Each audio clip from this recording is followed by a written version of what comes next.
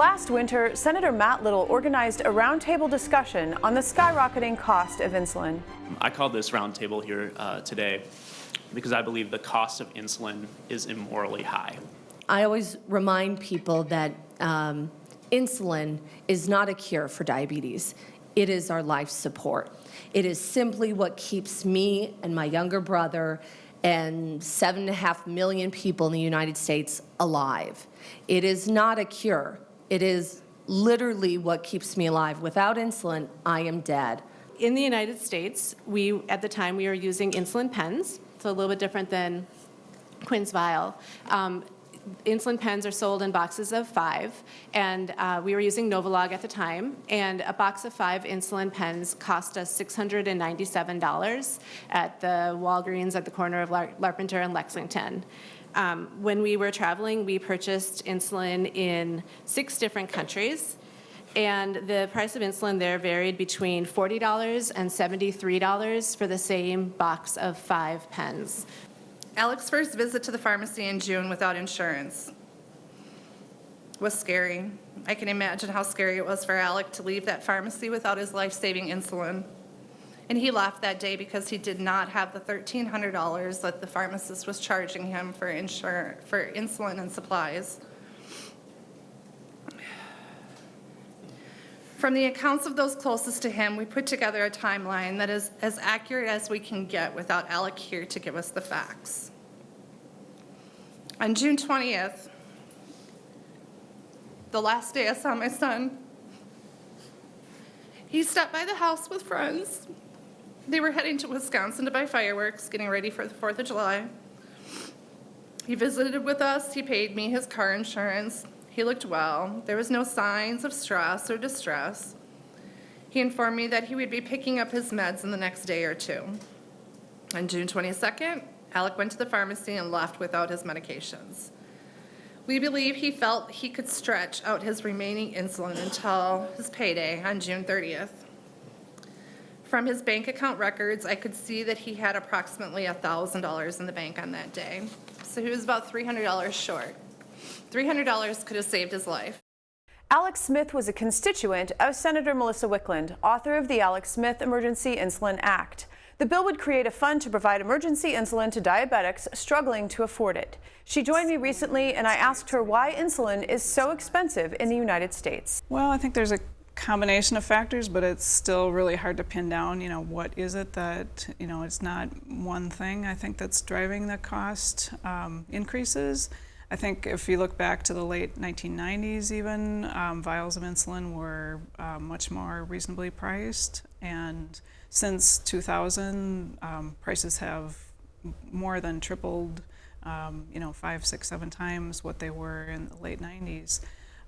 Even over the last 5 to 10 years, the prices have pretty much doubled. But that's only in the United States. I mean, other countries, that's not happening. So it's something unique to our system. I think it's an interrelated problem in the whole industry. It's manufacturers, pharmacy benefit managers, health plans, and wholesalers. It's all, that process of developing net and list prices has really caused the list prices to escalate in an unreasonable way. So your bill, a version of it, did pass the House during regular session. Mm-hmm. During the special session, you offered an amendment to put this emergency insulin supply, to make it available for people struggling to afford it, in the Health and Human Services Omnibus Budget Bill. The amendment was defeated on a very close vote. It was 34 to 33. What's next? Well, I think that we are continuing to explore, how could we make that bill better? I mean, if it gets to it in its next session, definitely want to be moving that idea forward.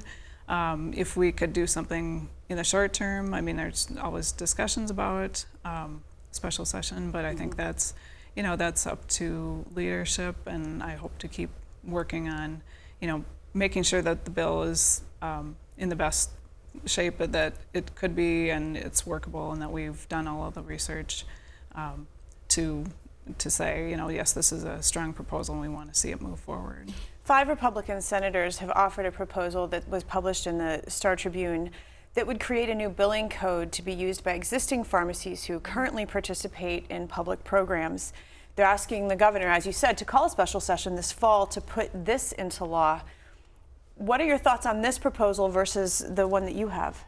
Well, I think there's not like one solution that's perfect, and my bill, it's one possible solution. I'm willing to look at their proposal as well. I think it needs to be put into bill form, and they need to work with the agencies that would be responsible for implementing it, so that we know we can really get to where it's fleshed out in terms of how workable each part is, and does it do what they are hoping that it does.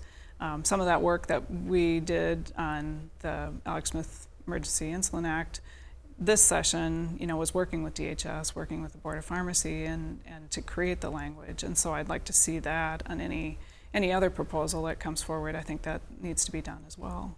One more thing.